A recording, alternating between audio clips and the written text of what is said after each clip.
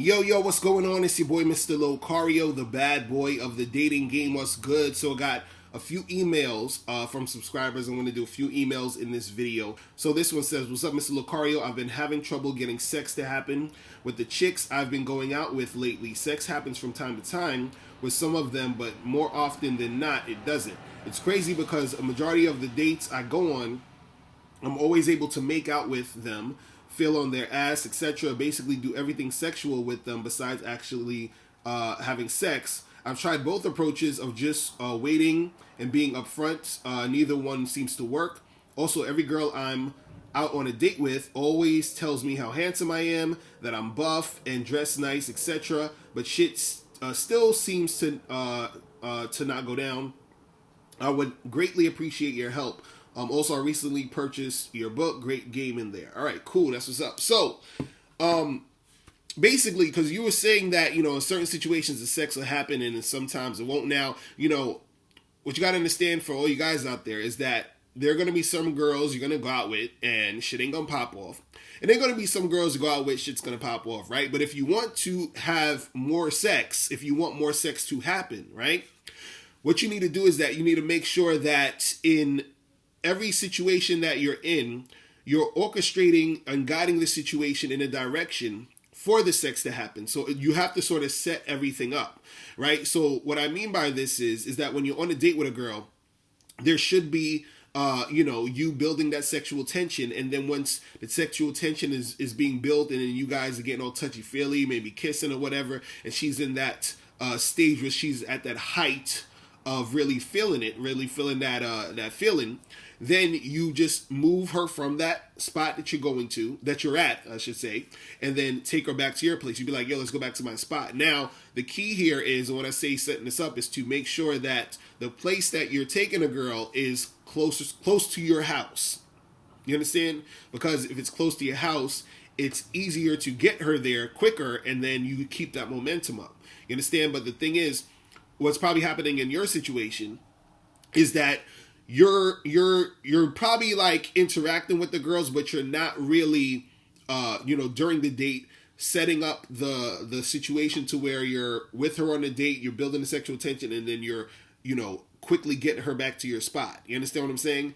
It's almost like you have to get in a mode of sort of doing sort of the same things with these girls when you're on these dates. So for example, the way that I would do it most of the time is, let's say I would say to a girl like, hey, let's go get a drink or whatever. I meet a girl, let's say off of Tinder, I'd be like, hey, let's go get a drink. And you would say, we would basically get a drink, we'd be talking or whatever, then I start flirting, then I start, touching her, then we start kissing, and then as we're kissing and, we get all touchy-feely maybe for 5 or 10 minutes or whatever, I'd be like, yo, let's get out of here and go back to the spot. You understand? So the thing is that, I'm doing the same thing over and over with different women. So the next girl I meet, take her to get a drink, we talk, I feel her out, start flirting with her, see what's popping, and then I'll be like, hey, let's go back to my spot. What happens is a lot of times guys just sort of go out and say, okay, let me just see what happens. And so they're not orchestrating the situation. They're not guiding the situation. So every time when I'm out there, I'm basically making sure I'm doing this, and then moving it to that. So I see the next girl do this, and then moving it to that. So I'm not just going on the date and just chilling and seeing what happens. I'm sort of talking to her, right? Having a small talk. Then I lead the small talk into flirting. And then I see she's responding to the flirt. And then I start, touching her a little bit as I'm flirting. And then I go in for, the kiss. And then I see, okay, she's responding to the kiss and then all that other stuff. And then, as I see her getting all a little bit hype about the shit, I'll be like, yo, let's get out of here. Let's go, to my spot or whatever. Right? Now, does it, happen every single time? No, but it happens most of the time. You see what I mean? And it happens most of the time because I'm, designing it that way. You see what I'm saying? So the thing is, you got to be able to do that. And there are times where I'm with the girl and she might even just out the blue say, hey, do you want to come back to my place? And I'm like, cool, because now she's saying that she wants to make it happen and we make it happen that way. But either way, I'm making sure that I'm designing the situation to where I'm getting it from point A to point B so that I could, have it most likely where sex is going to happen. All right. So that's the first question. Let me get another question here real quick. Let me see what's going on. All right, so this one says, "Hey Locario, I have a question. I've been with my girl for the past 5 years. We had our ups and downs, but no cheating or anything like that. Anyway, the main thing is we don't spend enough time with one another, but I notice my girl has this tendency to dismiss the conversation when we get into minor disagreements. She will always say, okay, I'll talk to you later, and hang up the phone. She did this the other day when I was teasing her. I'm from New York City and she's from Westchester County. So if I speak in a way about other towns like down south or where she's from, she takes it as though I'm being condescending towards where she's from, like I'm making New York City seem as though it's the best place ever. And she gets defensive and always defends the place, even if the place isn't where she's from. Just feels as though she's being contrary and getting agitated when she shouldn't have to. She's very hypersensitive.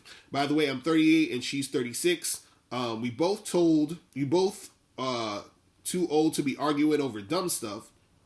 But disagreements, when she has disagreements, she tends to raise her voice. She's not ghetto. She actually has a master's degree and works at a law firm. But when we argue, her voice raises over mine, and I always tell her about it. And she does the whole, she does the whole, I just got off of work, baby, and I don't want to do this in front of my kids. This argument is really messing up my mood for the day, so I'm going to go and I'll talk to you later. So now, Locario, I don't know if she is justified in doing this or to perceive it as disrespect. In my mind, she's being dismissive. She gets agitated easily from small things and asks to get off the phone so we can have a better mood later, and she gets off. What do you think? It's petty for us to be arguing like this, and it's nothing to it, or is there nothing to it, or is she disrespecting me? All right. So look, man. The thing is this, when you guys are dealing with women, again, I've said this before, right? You have to check certain behavior. You understand? When it first starts. You understand? So you're supposed to always be looking for whether a chick is doing this or doing that you don't like, and you check that, and then you continue to see if she is like doing it or if she stops doing it or whatever it is. And then after you've checked this chick, right? Then you can decide, okay, well, she'll be my girl. This is a girl I'm going to actually take seriously. Because she's listening to me, she's following the instructions, she's, basically checking herself at this point, because that's the goal. You want her to be at the point where she's checking herself. But the thing is, you got to make sure you're doing this beforehand. Now, in this situation, I would say it's basically disrespect, because you've created the situation for the disrespect to happen and the disrespect to continue. You see what I mean? So a lot of times what happens is that you guys are putting yourself in these situations. Then the situations, are in, it's like this. And then you're like, damn, like, why is she acting this way? What's going on? And how can I stop it? And this and this and that.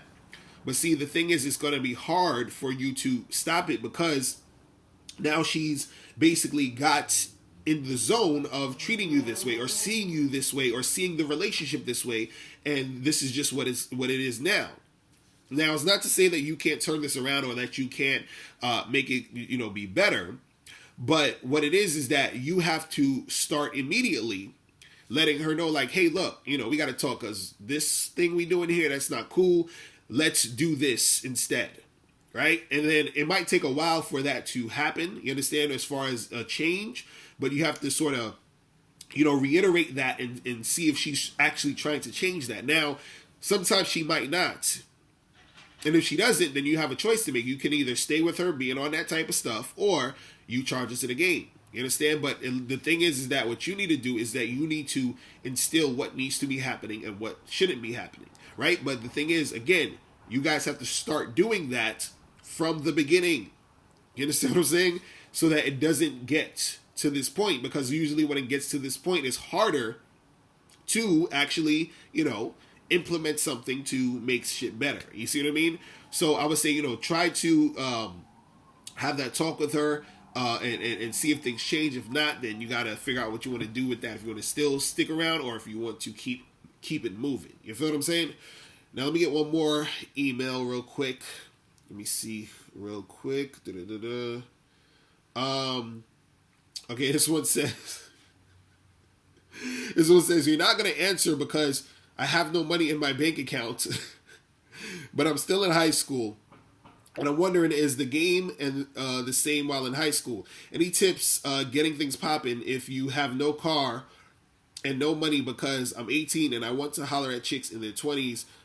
Hit me back if you can. All right, so, well, this is the thing. If you guys see the questions I'm doing now, when I do a lot of questions in one video, these are the people who didn't send donations. So if you want to make sure that your question is answered or a guaranteed answer, you got to click the link below, because I get a lot of emails and I don't get to everyone, but I definitely get to the ones who send donations. So even though, this guy didn't send a donation, I'm still trying to get to, some of these emails. But anyway, but you were saying, is the game the same while in high school? The thing is this, it's funny because people say that life is kind of like high school. You understand? They say, people have their certain cliques they hang out with, and it's all about popularity and all, all that other shit, right? So it's basically going to be the same thing. You still got to, apply strategy, apply game. You understand? So if you said you're 18 and you want to holler at chicks in their 20s, you can still holler at chicks in their 20s. You might want to, holler at chicks. You might need to holler at chicks outside your school if you want to get, chicks in their 20s.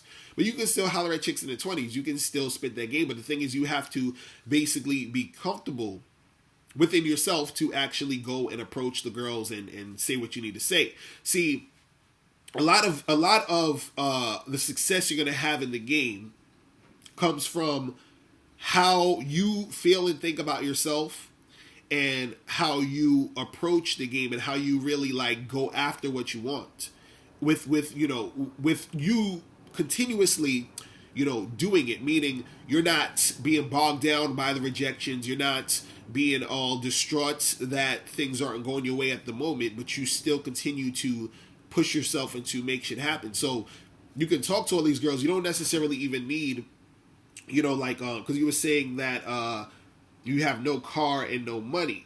Now, see, depending on where you're at, that might be an issue. Because if you're in a specific situation where you live in a place where you need a car, that's going to be an issue.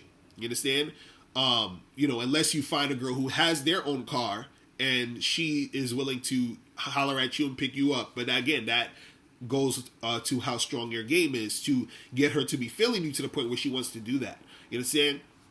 If you have no money, dude, you gotta get yourself a job or something. You understand what I'm saying? Because just in general, not that you necessarily need money to get girls, but you just need money to do things. You feel what I'm saying? So if you're trying to go out and hang out and see girls and do shit, you gotta actually have some sort of money to do stuff. You understand? So, when we say no money, some people might say, I'm just broke, meaning I don't have a lot of money to a certain extent. But if you're literally saying I have no money, like I have $0 in the bank, I have $0 in my pocket, I'm, still asking my parents for allowance type shit, you're going to have to step that up to actually, get some money somehow, as far as you getting a job or something that's going to give you some income, just for the fact of you yourself needing that for you. You understand? And then so when you're out here talking to girls, when you're out here meeting chicks, or when you're out here going out to different places, you got some money in your pocket to do those things. You understand? Not necessarily that you need money to give to women or to spend on women, but you need money for yourself to actually make that, happen when you're interacting with girls. You understand? And even if you're going on dates, let's say you're going on dates where you're not even paying for the chick, you're still paying for yourself. So if you go to get, go out to the movies or some shit, and then you buy your ticket, she buys her ticket, you still need money to buy your ticket to go and do that activity. You see what I'm saying? But the thing is, what you can do now is, if you're low on cash, what you want to do is, when you're talking to these girls, you can set up times to hang out with them. If you want to do the date type of shit, you can set up times to hang out with them where it's something you're doing that costs little to no money. Like you could fucking go to the walk in the park, go to the museum, get a slice of pizza, something that's little to no money. You understand what I'm saying? Or if you are actually interacting with a girl and your game is, on point, and you're flirting with her, you're building that sexual tension, and she is showing that she actually wants to, get with you and she's, sexually attracted to you, you can just hook up with the chick. You understand what I'm saying? Without even having to go on dates and do all that other stuff, if you want to do that part of the game. You feel what I'm saying? But either way, you can make shit happen. You just have to figure out how bad do you want to make it happen, and then you go after it. You see what I'm saying? But the thing is, you want to also work on your shit for you. Meaning, if you want to get a car because you need a car because of your area, like you need a car to get around, then work on doing that shit. Work on getting some money for yourself. And the thing is, all that other stuff will sort of fall into place as you're doing that type of shit. You feel what I'm saying? See, the thing I want to always get across to you guys is you want to make sure that you're doing shit for you and never for the chick. This is the problem that, I'll probably have to do a whole fucking another video just on this topic, but real quick, with your situation, get your car, get your money up for you, and then as a result, right, what's going to happen is that since you're building your shit up, that's going to make you feel better about your situation, and then when you feel better about your situation, you feel more, good about yourself, and then that will, attract some women to you. You see what I mean? But at the same time, even though you're in the situation that you're in now, you still don't necessarily need to wait for that to actually approach women. You see what I'm saying? So it's both. You want to build your shit up so that you can have shit for you, and then as a result, chicks will fuck with you because you're feeling better in that situation. But at the same time, you can still go and holler at chicks because you still have the confidence to actually do it now and talk to them now and make shit happen now. You see what I'm saying? So you got to definitely make sure you're moving in that direction too. You feel me? So that's pretty much it. Listen, if you guys have any questions, make sure you click the link below, and I'll holler at you later. Remember, the truth is inside you. Peace. I'm gone. Now, before you turn off this video, make sure you click the link below to get the Mr. Locario 30-minute game session. Now, this is a private one-on-one coaching session between me and you where we chop up game for a half an hour. So make sure you click that link below to get the Mr. Locario 30-minute game session. Hey, what's up? It's dating and life coach Mr. Locario. Go to badboymembership.com and master the dating game by joining my Bad Boy membership program. In this program, you'll receive 45 through 90-minute, easy-to-follow, step-by-step dating advice tutorials that's guaranteed to help you attract, date, and have sex with beautiful women. Join the Bad Boy membership today by going to badboymembership.com. That's badboymembership.com.